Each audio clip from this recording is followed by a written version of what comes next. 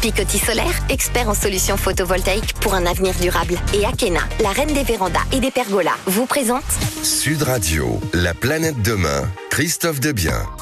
Bonjour et bienvenue sur Sud Radio dans la planète demain, l'émission qui met à l'honneur les acteurs de l'innovation au service de l'écologie positive. Alors dans la seconde partie de notre émission, nous aurons le plaisir d'accueillir Isabelle Viennois et Damia Boufferache, cofondatrices de la plateforme Needle.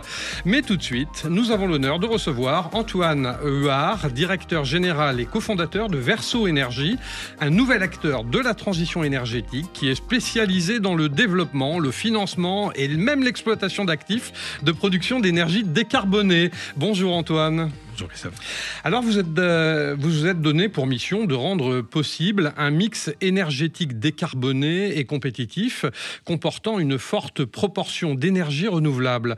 Pour y arriver, Verso Énergie développe des écosystèmes énergétiques sur l'ensemble du territoire français avec plus de 50 projets innovants. Mais selon vous, quels sont les enjeux de la transition énergétique par l'électrification ? Déjà, merci pour cette invitation et cet échange. Je pense que les enjeux principalement de l'électrification, c'est de comprendre qu'on ne pourra pas tout décarboner uniquement avec de l'électrification directe. C'est-à-dire on peut faire de l'électrification directe, par exemple en remplaçant des véhicules diesel ou essence par des véhicules électriques. Mais il existe des industriels ou des modes de transport qu'on ne peut pas décarboner avec de l'électricité. Je pense par exemple à l'activité de production d'acier, la sidérurgie. Aujourd'hui, ça utilise du charbon et du gaz. Demain, si on veut la décarboner, on ne pourra pas juste leur mettre des panneaux solaires et des éoliennes. Il faut produire une molécule intermédiaire qui est l'hydrogène. On la produit à partir d'électricité. Et cet hydrogène permet de remplacer les matières fossiles utilisées pour faire de l'acier. Et ça, c'est de l'électrification indirecte. Et donc l'enjeu, c'est bien sûr dans cette transition énergétique de diminuer notre consommation d'énergie dans l'absolu, mais paradoxalement, pour y arriver, il va falloir augmenter notre consommation d'électricité, puisque l'électricité va avoir vocation à remplacer ce qui est aujourd'hui utilisé avec du fossile, qui est émetteur de CO2 et qui est responsable du dérèglement climatique. Et c'est ça qu'on essaie de faire avec Verso Énergie, c'est de produire à la fois de l'électricité et ces molécules de synthèse, comme l'hydrogène par exemple, pour pouvoir remplacer le fossile. Et selon vous, comment peut-on atteindre la neutralité carbone à horizon 2050 ? Alors, c'est un vaste sujet. Il va falloir, pour atteindre la neutralité carbone, bien sûr, réduire, comme je l'ai dit, notre consommation d'énergie. Mais si on veut pouvoir décarboner tout en conservant un certain nombre d'activités dont on a besoin pour avoir de l'emploi, pour pouvoir continuer à avoir, je dirais, la vie qui est la nôtre aujourd'hui dans notre civilisation industrielle, il va falloir produire plus d'électricité. L'enjeu pour atteindre la neutralité carbone, c'est produire de plus en plus d'électricité, renouvelable ou nucléaire, mais de plus en plus d'électricité pour remplacer le fossile. Il va falloir utiliser cette électricité pour produire également de l'hydrogène qui va nous aider à remplacer le fossile. Et ça va servir, comme j'ai dit, dans des activités industrielles, mais aussi pour des modes de transport comme l'aviation, par exemple, qu'on ne pourra pas décarboner, on ne pourra pas être neutre en carbone dans l'aviation en 2050.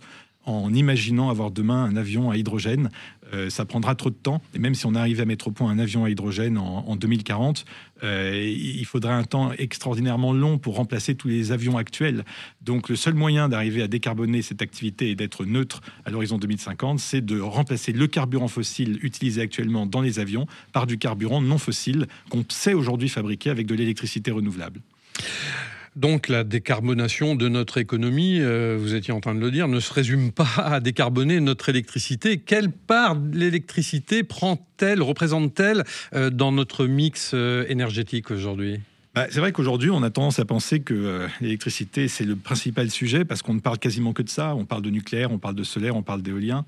Mais en réalité, l'électricité, c'est que 25% de toute l'énergie qu'on utilise aujourd'hui. Les gens, chez eux, ils ont des cuves à fioul pour leur chauffage, ils peuvent avoir des chaudières à gaz, les agriculteurs peuvent utiliser des carburants fossiles pour leurs engins agricoles, les industriels utilisent des matières fossiles également pour leurs procédés industriels, et puis des modes de transport, comme je l'ai dit, l'aviation et le maritime utilisent du fossile. Donc l'électricité, ce n'est que 25%. En France, on a la chance qu'elle soit déjà en grande partie décarbonée. C'est pas le cas dans d'autres pays dans le monde. Mais c'est pas parce qu'on a une électricité déjà décarbonée qu'on ne doit pas développer davantage de production d'électricité décarbonée pour faire face à l'augmentation de la demande en électricité à l'avenir, si on veut réussir cette transition énergétique. Et là-dessus, on n'est pas dans de la science-fiction. Les renouvelables, dans le monde, les gens ne le savent pas, je le dis pour vos auditeurs qui sans doute l'apprendront, c'est 86% en 2023 des nouvelles capacités électriques raccordées dans le monde. 86% sont du solaire et de l'éolien. Les 14% restants, c'est des nouvelles centrales à charbon, des nouvelles centrales à gaz et des nouvelles centrales nucléaires. Donc on voit bien que le renouvelable, c'est pas un pari technologique, on n'est pas dans du technosolutionnisme, on est dans quelque chose qui est déjà le présent aujourd'hui et sur lequel il faut continuer à accélérer pour réussir cette transition. Et justement, dans le cadre de la transition énergétique, quelles sont les tendances dans l'industrie ?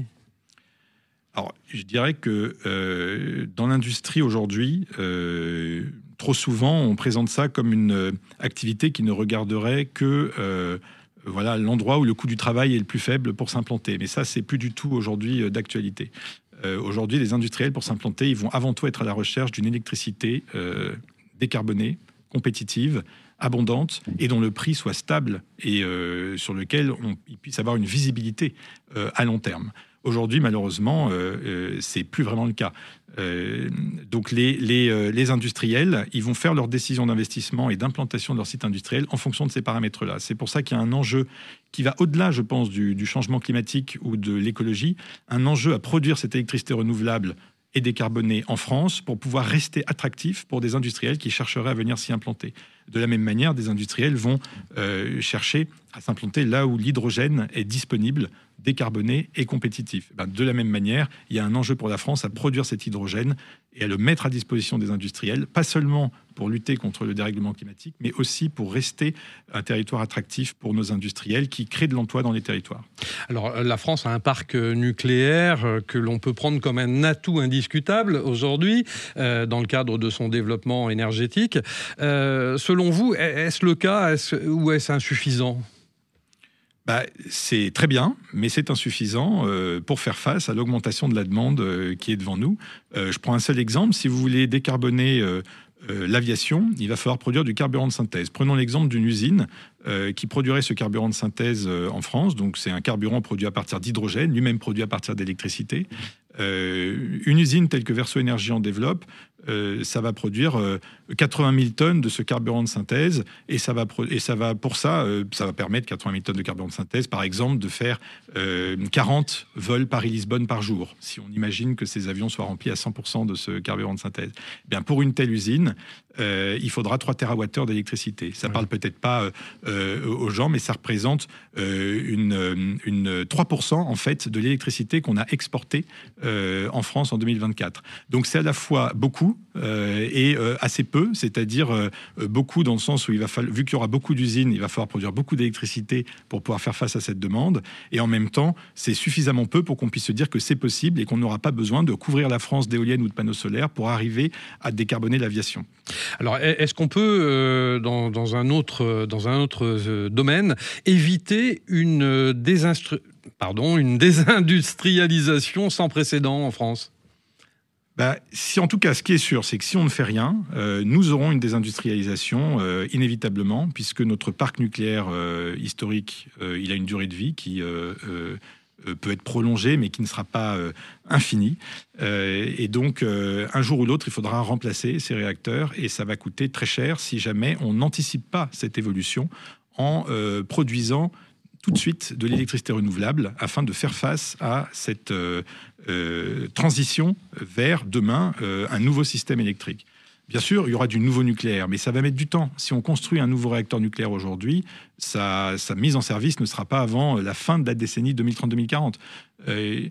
On a donc besoin de produire tout de suite du renouvelable afin d'amortir ce choc et de conserver une électricité compétitive pour pouvoir éviter cette désindustrialisation, puisque comme je l'ai dit, si ce n'est pas le cas, les industriels, ils iront là où l'électricité est la moins chère. Alors, grâce à toutes les solutions dont vous venez d'évoquer, on pourrait retrouver une souveraineté énergétique et un leadership technologique. Mais pourquoi n'y arrive-t-on pas facilement ? Je dirais qu'il y a quand même beaucoup d'obstacles, même si la voie semble assez évidente à suivre, mais il y a des obstacles qui sont liés premièrement aux durées de développement de tous ces projets. Pour obtenir les permis pour faire une centrale solaire en France, il faut près de 5 ans. C'est moins de 2 ans en Allemagne, par exemple. Pour obtenir les autorisations pour faire une usine de carburant de synthèse, c'est des délais encore plus longs. Donc c'est duré. C'est le principal frein, je pense, auquel nous sommes confrontés. Donc on a tous une responsabilité qui est d'accélérer dans cette transition. Un autre obstacle, je pense, c'est la désinformation qui peut entraver l'acceptabilité des projets. On parle souvent d'acceptabilité des projets, c'est-à-dire le fait pour les gens d'être d'accord avec le fait qu'un projet s'installe près de chez eux. Et si on leur a expliqué pendant des années que les panneaux solaires c'était polluant ou que les éoliennes c'était des installations moches, forcément ça entrave l'acceptabilité des projets. Alors que la réalité, et c'est la façon dont il faudrait le présenter, c'est que c'est une opportunité extraordinaire pour la France de pouvoir développer ses actifs de production d'électricité pour pouvoir développer demain des usines qui maintiendront de l'emploi industriel dont notre pays a tant besoin. Alors tous ces projets que vous avez évoqués sont autant de preuves qu'il est possible de concilier décarbonation et création d'emplois tout en sortant de notre dépendance aux énergies fossiles et surtout sans tomber dans la pauvreté. Ne reste plus qu'à s'en donner rapidement les moyens. Merci beaucoup Antoine Ouard, directeur général et cofondateur de Verso Énergie. Nous nous retrouvons dans quelques instants sur Sud Radio pour un reportage en immersion avec Thibault le French Trotter de La Planète Demain. Picotis Solaire, expert en solutions photovoltaïques pour un avenir durable. Et Akena, la reine des vérandas et des pergolas, vous présente Sud Radio, La Planète Demain, Christophe Debien. Eh bien, nous voici de retour dans La Planète Demain sur Sud Radio en compagnie de Thibault qui a visité pour nous le dernier salon du Made in France, un salon qui met aussi l'écologie à l'honneur. Bonjour Thibault. Et oui, bonjour Christophe, ça s'est tenu l'année dernière à Paris, porte de Versailles, et en visitant le salon, j'ai pu me rendre compte combien l'innovation française s'allie à des pratiques responsables pour répondre aux défis environnementaux. J'en ai eu un aperçu avec la marque Caredo, par exemple, qui propose de remplacer des emballages jetables par un tissu de grande qualité 100% réutilisable, ou encore Dan Tech, fabricant de lave-vaisselle ultra compact, qui utilise 5 fois moins d'eau qu'un lavage traditionnel. D'autres exemples dans le reportage à suivre, en commençant par une paire de baskets circulaires. Et oui, on écoute Jean-Olivier Michaud, fondateur de la marque Cécile avec 3 S, qui a eu cette idée formidable. On a un atelier de fabrication de chaussures et on a décidé de fabriquer des baskets réparables. Quand elles ont été portées, le client peut nous les renvoyer. C'est une procédure très simple à travers le site web, ça coûte pas très cher, ça coûte 45 €. Et nous on va recevoir les chaussures et on va les démonter. Elles ont toutes été prévues pour être démontées, on les a éco-conçues. Donc on va changer cette semelle, on va en mettre une neuve, elle est en caoutchouc recyclé. Changer l'anti-glissoire qui est une zone d'usure. Et puis on va réenformer la chaussure pour enlever les plis du cuir. Et puis derrière on va faire une finition. Donc à la peinture, et là vous voyez c'est un exemple de avant-après. Elle est quasiment neuve. Ah bah ça c'est... oui. Oui effectivement le but c'est de faire quelque chose qui se rapproche le plus possible d'une chaussure neuve pour qu'on ait envie de la porter encore plus longtemps. Cette préoccupation de durabilité qui vous a amené à fonder cette marque. Oui c'est exactement ça. Aujourd'hui pour nous l'innovation elle est forcément verte. Et donc c'est pour ça qu'on est parti plein feu sur la durabilité et sur ce système de basket circulaire. Je continue ma visite au salon du Made in France. Je suis devant le stand du groupe Atlantique qui continue à innover dans le domaine de la pompe à chaleur pour des solutions décarbonées de chauffage. Je suis avec Yves Dandon, je m'occupe de l'innovation et des affaires publiques. Alors de quelle manière vous continuez à innover dans le domaine de la pompe à chaleur ? D'abord en réduisant les émissions de ces produits. Aujourd'hui on peut dire qu'une pompe à chaleur émet 14 fois moins qu'une chaudière fuel. Donc c'est un gain considérable sur les émissions de CO2. On travaille également sur les chauffe-eau thermodynamiques, donc c'est des pompes à chaleur dédiées à la production d'eau chaude qui permettent de faire jusqu'à 75% d'économie d'énergie pour la production de l'eau chaude sanitaire. Est-ce qu'on peut rappeler rapidement le principe de la pompe à chaleur ? Je crois qu'on utilise l'air extérieur pour chauffer l'intérieur. Voilà, donc on va aller capter de l'énergie renouvelable qui est dans l'air, voire dans l'eau pour les packs géothermiques, mais on capte les calories de l'air pour les transférer au chauffage ou à l'eau chaude. Et ce faisant, on a vraiment un coefficient de performance très important, un rendement très important. On va diminuer entre 2 et 3 les consommations d'énergie d'une chaudière ou d'un chauffe-eau électrique traditionnel. Suite de ma visite, je suis avec Alice Collat, qui a fondé une belle entreprise qui s'appelle Dès Demain. Alors, qu'est-ce que vous faites ? On fait des produits donc zéro déchet pour la cuisine et la salle de bain. On fait tout dans notre atelier dans le sud de la France, donc à côté de Toulouse. On n'utilise que des tissus qui sont biologiques et qui sont certifiés GOTS et on n'utilise que de la teinture végétale. Donc on a vraiment des produits sains, que ce soit pour la planète comme pour l'homme. Alors, pour quel usage sont prévus ces produits ? Alors c'est plutôt un usage quotidien. On a par exemple des lingettes démaquillantes, on va avoir des sachets de thé, on a des éponges qui sont compostables, on a des bouillottes sèches faites en graines de lin et en fleurs de lavandin. Donc c'est vraiment des produits qu'on utilise au quotidien et qu'on peut réutiliser. Le but c'est qu'ils aient une vraie utilité et qu'on puisse en resservir encore et encore. Je vois une éponge vaisselle assez originale. En quoi elle est faite ? Elle est faite en loofah, c'est une courge séchée et compressée. C'est pour ça qu'en fait elle est compostable à la fin, c'est qu'elle est 100% naturelle. Et en fait c'est un curcubitacé qu'on est venu travailler et on en a fait une éponge vaisselle. Merci beaucoup Thibaut. L'entreprise se nomme Dès Demain. Normal qu'on en parle dans La Planète Demain sur Sud Radio. Nous sommes à nouveau de retour dans le studio de Sud Radio, justement, où nous avons maintenant le plaisir d'accueillir Isabelle Viennois et Damia Boufferache, cofondatrices de la première plateforme d'experts et de consultants indépendants dédiée à la transition environnementale. Bonjour Isabelle, bonjour Damia. Bonjour Christophe. Alors vous avez fondé Needle en mai 2020 qui a déjà rassemblé 1500 experts permettant aux entreprises d'accélérer leur adaptation climatique. Chère Isabelle, dans quel but avez-vous créé la plateforme Needle et en quoi consiste précisément votre mission ? Alors Needle, c'est un réseau et c'est une plateforme. Alors c'est un réseau en effet qui regroupe plus de 1500 personnes, hommes et femmes spécialisés dans la transition environnementale. Du climat, de la biodiversité, de l'eau, de l'économie circulaire. Et l'objectif, c'est de pouvoir les connecter très rapidement avec les entreprises qui veulent mettre en œuvre et qui veulent accélérer leur transition environnementale. Alors, accélérer la transition environnementale, c'est bien, mais comment faire avec cette plateforme ? Comment s'approcher de la plateforme ? Et puis, comment s'investir dessus ? Quelle est la solution pour un Kidam ? Alors, pour un client, je vais laisser Damia répondre. Elle va vous décrire le parcours client. La clé d'entrée, c'est needle.org, needl.org. Pour vous connecter à la plateforme, il suffit d'une adresse mail et d'une création de compte extrêmement simple. On a voulu, dès notre création, digitaliser ce parcours client et également digitaliser le parcours du consultant indépendant qui va intervenir pour plusieurs raisons. Un, puisque l'une de nos missions, c'est d'accélérer cette transition écologique et on est convaincu que les outils digitaux nous permettent d'aller beaucoup plus vite et d'être plus réactifs pour cette mise en relation entre les clients et les bons profils d'experts qui vont intervenir chez eux. Et puis deux, pour avoir une forme de traçabilité des missions que l'on mène via Needle. On est société à mission et il nous tient à cœur d'évaluer notre impact de manière annuelle. Et donc, comment ça se passe ? C'est extrêmement simple. Un client va déposer un brief sur notre plateforme. Ça prend 5 minutes, 10 minutes pour les briefs les plus complexes. Notre réseau d'experts s'est créé une page profil avec un certain nombre de mots-clés qui correspondent à leurs compétences et à leurs expériences. Et puis, l'algorithme va faire une correspondance entre les besoins du client et les compétences de nos indépendants. Et puis là intervient ce que j'appelle la Needle Touch. C'est-à-dire que nous, notre équipe va faire une shortlist de profils qui nous semblent être les plus pertinents pour la mission du client. On va les soumettre au client et puis le client peut décider de travailler avec le profil qui lui conviendra. Ce parcours que je vous décris, il peut être extrêmement rapide. Ça peut aller de 5 jours à plusieurs semaines s'il y a une complexité dans la demande, mais vraiment notre volonté, c'est d'être extrêmement réactif.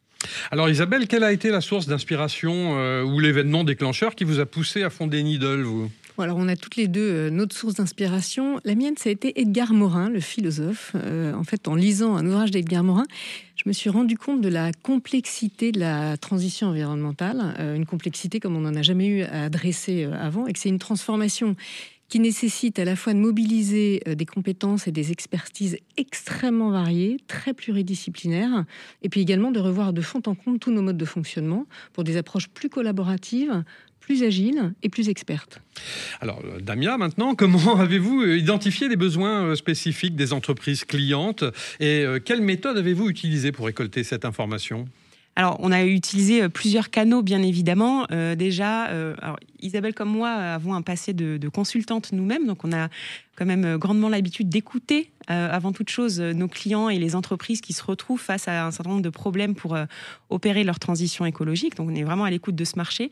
Et puis on a eu à cœur, je parlais tout à l'heure de réactivité, pour être réactif, il faut anticiper ses besoins.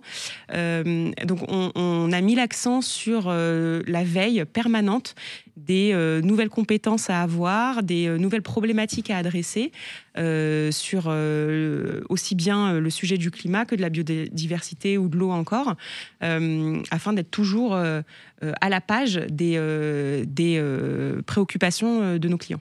Alors, quels sont les critères que vous utilisez pour sélectionner vos experts et comment assurez-vous qu'ils partagent les valeurs fondamentales de Needle ? Alors, on a une approche très factuelle. C'est-à-dire que, alors, on a un flux naturel de consultants indépendants qui nous rejoignent. Au début de l'aventure, je dirais entre 2020 et 2022, on a constitué ce réseau. Maintenant, on a des gens qui viennent à nous de manière naturelle. On a un flux naturel. Et on a une approche très factuelle. On regarde leurs expériences. On regarde ce qu'ils ont fait.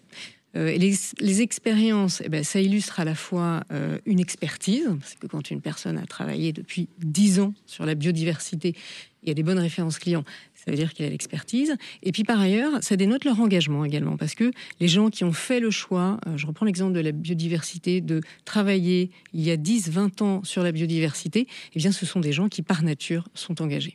Et quel type de partenariat envisagez-vous pour renforcer votre réseau et aider davantage d'entreprises à réussir leur transition écologique ? Alors, l'année qui vient, pour nous, ça va être une année d'accélération à plusieurs égards. Le premier égard, c'est qu'on va s'appuyer sur une technologie plus avancée que celle que l'on utilise aujourd'hui et qui a le mérite d'exister et d'être assez robuste, mais qui n'est pas encore assez poussée, c'est l'intelligence artificielle.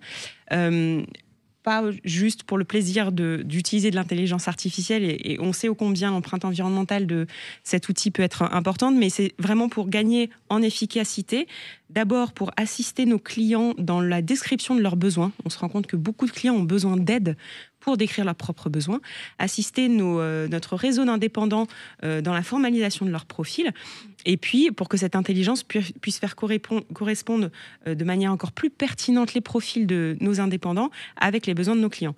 Ceci a un coût, évidemment. Donc, l'année qui vient va être aussi une année centrée sur la recherche de financement auprès de fonds, de business angels ou d'autres organismes de financement. Le message est passé. Merci beaucoup Damien Boufferache, et merci Isabelle Viennois, cofondatrice de la plateforme Needle. Je vous donne rendez-vous la semaine prochaine dans La Planète Demain sur Sud Radio, à dimanche prochain, et surtout restez positifs.